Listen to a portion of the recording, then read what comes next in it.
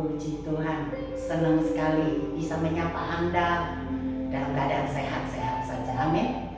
Saya juga percaya dan berdoa agar Anda semua yang menonton ini juga dalam keadaan sehat-sehat saja. Amin. Saya bersyukur kalau saya boleh ada sebagaimana saya ada hari ini, saya boleh didapati sehat, saudara. Ya, walaupun mungkin dalam pergumulan, dalam menghadapi sakit penyakit, saudara, yang kadang-kala membuat kita seringkali menjadi putus asa, saudara, capek rasanya. Tetapi saya bersyukur kalau Tuhan memberikan kepada kita sebuah pengharapan yang sangat luar biasa. Amin, saudara. Beberapa waktu yang lalu saya telah menjalani kemoterapi, saudara. Dan saya bersyukur Tuhan sangat luar biasa baik. Dia tolong saya untuk saudara menjalani kemo dengan kekuatan yang dari Dia. Tentunya kita tahu, saudara, pada waktu orang menjalani kemoterapi ada efek akibat yang tidak enak, yaitu mual, muntah, pusing, lesu, lemah, saudara, ya cepat lelah, diare, saudara, ya kepalanya saudara wal, ya pening, kesemutan, bahkan saudara, ya banyak hal yang terjadi, termasuk juga mungkin kerontokan rambut dan sebagainya. Saudara, waktu menjalani kemo, ya setelah beberapa hari saya didapati darah putih leukosit saya turun dan trombosit juga turun, sehingga saya diharuskan diberi obat, disuntik dan minum obat untuk menaikkan trombosit. Puji Tuhan, saya boleh kembali sehat, menjalani kehidupan karena Kristus Yesus. Terlebih, saudara, saya bersyukur pada waktu saya harus menjalani kemoterapi, kan itu harus dimasukkan obat infus, saudara, yang jarumnya ditusuk ke nadi kita, dan saudara biasanya di lengan. Tetapi karena pernah dulu saya mengalami kemo dan saudara itu menyebabkan pembuluh darah saya bukan saja halus sulit didapat, tetapi juga pembuluh darah itu saudara mengeras, sehingga pada waktu disuntik itu biasanya pecah pembuluh darahnya, sehingga tidak bisa, sehingga harus dicabut lagi jarumnya dan dicari kembali nadinya, saudara, urat-uratnya yang bisa ditusuk kembali. Dan tentunya ini gak enak banget, saudara. Kenapa? Karena pernah beberapa kali itu butuh beberapa jam hanya untuk mencari urat nadi saya, saudara. Ya kenapa? Karena halus, saudara, ya, dan tadi mengeras. Tapi dengan teknologi kedokteran yang sekarang sudah begitu maju, didapati sebuah pengobatan, yaitu dengan sebuah operasi yang ditanam di dalam leher di dada ini, kemopot, saudara. Dan saya boleh jalani itu operasi kemopot, saudara.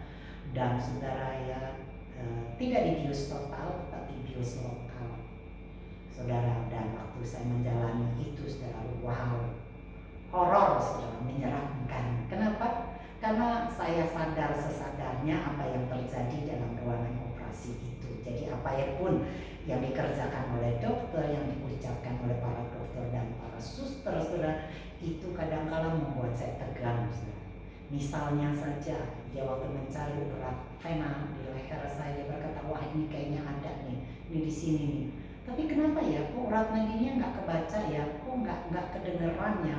Waduh, gimana nih ya, kok bahaya banget ya. Saudara bayangkan, itu ucapan-ucapan dokter yang ada di telinga saya dengar, dan itu membuat saya menjadi takut, saudara. Ya, dan kemudian dengan sedikit agak susah, sulit, saudara, dimasukkan alat dalam leher, dan itu terasa banget sakitnya, membuat saya akhirnya setelah jalan operasi itu menggigil kesakitan. Tapi puji Tuhan, saudara, waktu saya mengalami itu, saya coba menenangkan diri dengan memfokuskan pikiran saya kepada Kristus Yesus. Sebuah kisah atau sebuah ayat bacaan yang saya sering baca dari tokoh yang saya kagumi, yaitu Rasul Paulus. Itu memberi kekuatan buat saya pada waktu saya menjalani operasi itu. Seperti apa saudara? Coba kita lihat di dalam saudara 1 Korintus pasal yang 2 Korintus maksud saya 2 Korintus pasal 11 ayat yang ke-23 sampai ke-27 saudara. Itu saudara bisa baca bagaimana penderitaan Paulus alami begitu berat. Dikatakan saudara, ya pelayan Kristus kan mereka, saya memang pelayan yang lebih baik dari mereka, kata Paulus. Bekerja lebih keras, lebih sering dimasukkan ke dalam penjara, lebih banyak disiksa dan sering hampir mati. Sudah 5 kali disiksa oleh orang Yahudi dengan pukulan cambuk 39 kali.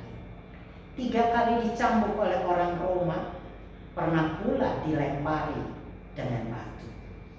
3 kali alami karam kapal di laut dan sekali terapung di laut selama 24 jam. Mengadakan perjalanan yang berbahaya, diancam bahaya banjir, bahaya perampok, bahaya dari pihak Yahudi maupun dari pihak bukan Yahudi. Bahaya di dalam kota, bahaya di luar kota, bahaya di laut, dan bahaya dari orang yang mengemukakan dirinya sebagai saudara Kristen padahal bukan. Membanting tulang dan berjuang setengah mati.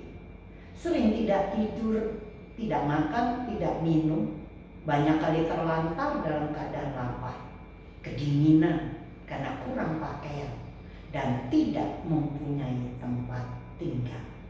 Saudara bisa bayangkan penderitaan Paulus, saudara. Saya percaya kita mungkin tidak pernah mengalami sepenuhnya yang Paulus alami.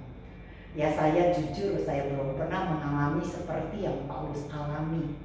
Saudara, bukan saja saudara dia kekurangan makan, tidak bisa makan, tidak bisa minum, tidak punya pakaian, bukan karena nggak mampu, tapi saudara juga saudara dikatakan terlantar, saudara sampai kedinginan, saudara, dan dikhianati, diancam, dirampok dan sebagainya, dan terapung-apung di kapal, dicambuk, dan begitu banyak penderitaan yang berat, saudara, yang pasti yang menyiksa.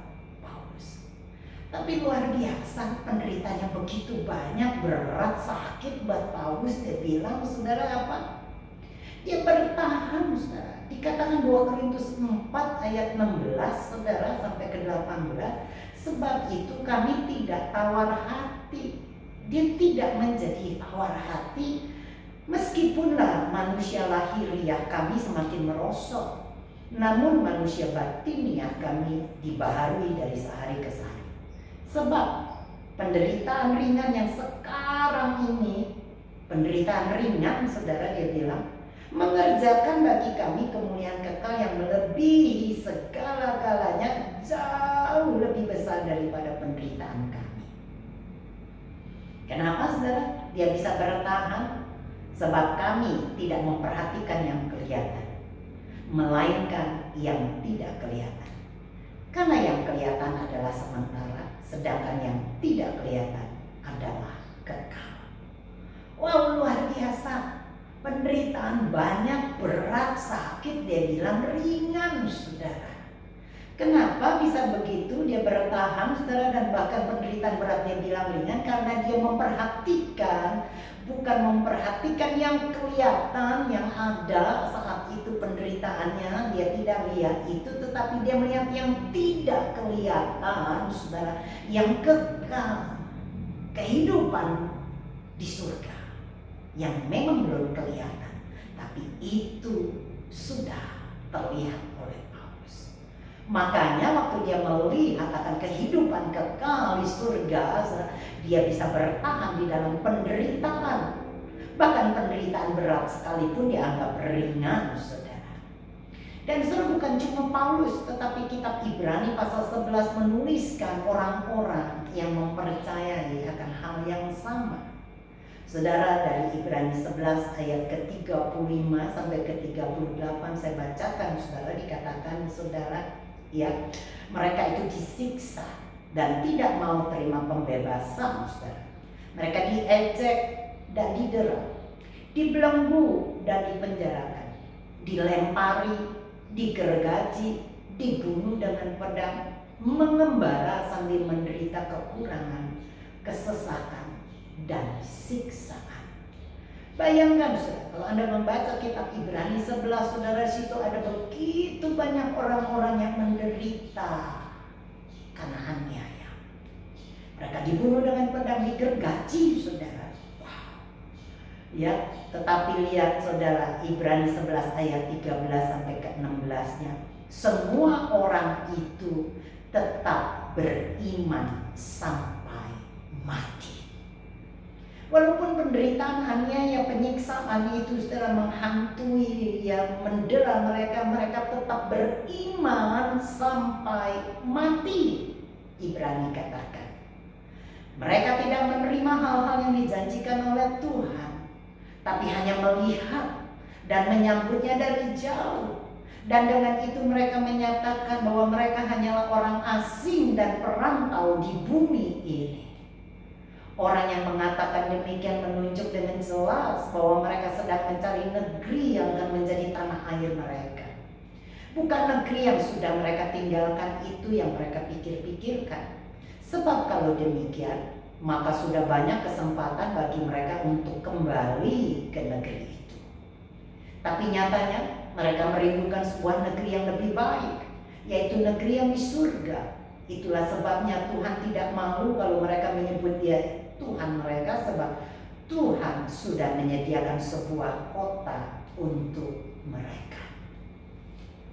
Bayangkan saudara, waktu mereka mau dibunuh, dianiaya, digergaji, menderita siksaan, aniaya begitu rupa, mereka tetap beriman. Dan saudara, mereka beriman sampai mati. Mereka belum dan tidak menerima jawaban atas doa-doa mereka, tidak mendapat kelepasan dari penderitaan mereka. Mereka tidak mendapatkan apa yang mereka dijanjikan itu. Katakan saudara, Ibrani 11 ayat 39 ayat 39 dikatakan, mereka semua tidak memperoleh apa yang dijanjikannya itu, sekalipun iman mereka telah memberikan kepada mereka suatu kesaksian yang baik. Mereka bertahan sampai mati. Iman mereka saudara, mereka pegang sehingga akhirnya mereka mati. Sebelum mereka menerima jawaban doa mereka, belum menerima kelepasan mereka, mereka tidak terima itu saudara, tetapi mereka mati karena iman mereka. Sungguh luar biasa. Sanggupkah kita bertahan seperti mereka, saudara, tetap beriman, saudara, walaupun penderitaan aniaya mendatangi kita, kita tetap beriman dan kita berdoa, kita berharap, kita dilepaskan, kita dapat mujizat, tapi ternyata mujizat jawaban doa tidak kita terima. Tetapi saudara, seperti orang-orang yang ada di kitab Ibrani, kita mau bertahan sampai mati. Amin, saudara. Kenapa mereka luar biasa, saudara? Karena mereka melihat sesuatu yang tidak kelihatan, yang kekal. Hidup mereka tidak melihat hanya kepada hidup di dunia ini, saudara. Karena bila mereka cuma hanya berharap kepada yang ada di dunia ini, dikatakan mereka adalah orang-orang yang sangat tidak beruntung. Dikatakan saudara, di 1 Korintus 15 ayat ke-19 saudara dikatakan begini, saudara. Dalam bahasa Indonesia modern saudara dikatakan, kalau pengharapan kita kepada Kristus terbatas pada hidup kita di dalam dunia ini saja, maka dari seluruh umat manusia di dalam dunia ini, kitalah yang paling malang. Saudara bayangkan, dengar saudara, 1 Korintus 15 ayat 19, kalau pengharapan kita kepada Kristus hanya terbatas kepada yang ada di dalam dunia ini saja, saudara, maka kita adalah orang yang paling malang, saudara. Kalau Anda cuma berharap kepada mujizat, kalau Anda hanya berharap kepada berkat, kalau Anda hanya harap kepada kekayaan, kalau Anda hanya berharap kepada kesembuhan, kepada kuasanya, tangannya, mujizatnya, saudara, maka kita menjadi orang yang paling malang. Karena pengharapan kita bukan saja hanya di dalam dunia ini, amin, Tapi pengharapan saya, saudara, saya melihat sesuatu yang tidak kelihatan, yang akan saya dapatkan, dan itu adalah kemuliaan yang lebih kekal, lebih besar daripada apa yang ada di dalam dunia ini. Di dalam dunia ini sementara, saudara. Tubuh fisik kita, saudara, manusia, lahiriah kita tidak akan dipungkiri akan semakin merosot. Amin. Dengan bertambahnya lajunya usia, maka tubuh kita akan semakin rapuh dan merosot. Tetapi kita tidak tawar hati, karena kita akan dibaharui manusia batinia kita hari demi hari. Amin, saudara. Jadi kalau kita hanya melihat hidup ini hanya untuk di dunia ini, betapa malam. Tapi saya bersyukur Anda dan saya punya pengharapan bukan hanya kepada dunia ini saja yang kelihatan, tapi kita punya pengharapan yang jauh melebihi yang ada di dunia ini, yaitu pengharapan kita akan kehidupan yang kekal di surga nanti. Amin, saudara. Dan pengharapan kita itu, saudara, hope itu katanya ya dari bahasa aslinya, saudara, coba saya baca ini, lihat bahasa asli memakai kata yahal, yaitu to wait for. Yang atau juga hope itu, pengharapan itu memakai kata kafah, artinya to wait, sama menunggu, menanti. Pengharapan itu sama dengan to wait, menanti, menunggu. Dan bukti dari pengharapan kita adalah kesabaran di dalam penantian kita. Amin, saudara. Pengharapan kita, saudara, menantikan dengan kesabaran bahwa kita akan punya kehidupan yang kekal nanti di surga. Dan itu bukan mudah-mudahan, bukan moga-moga, bukan optimis, bukan ya harap-harap, tidak. Tetapi itu pasti. Ya dan amin. Dia yang berjanji, Yesus Kristus yang berjanji adalah Tuhan yang setia. Saudara, jadi di dalam penderitaan yang kita lagi sedang alami, mungkin ya Anda lagi sedang mempunyai permasalahan, pergumulan hidup yang berat, saudara. Saudara, jangan lihat itu saja dan fokus kepada itu saja, tetapi tetaplah berharap, menanti, menunggu akan jawaban Tuhan, dan bukan saja, saudara, kepada tangannya, mujizatnya, karena bila kita ditolong itu adalah bonus. Tetapi biarlah Anda fokus kepada pribadinya yang begitu setia kepada kita. Sehingga, saudara, kita bisa jalani penderitaan ini dengan ringan, saudara. Kita jalani ini, saudara, dengan, saudara, sebuah pengharapan yang luar biasa, saudara. Waktu kita merenung, khususnya saya, waktu saya melihat bagaimana Dia menolong saya dari hari ke hari.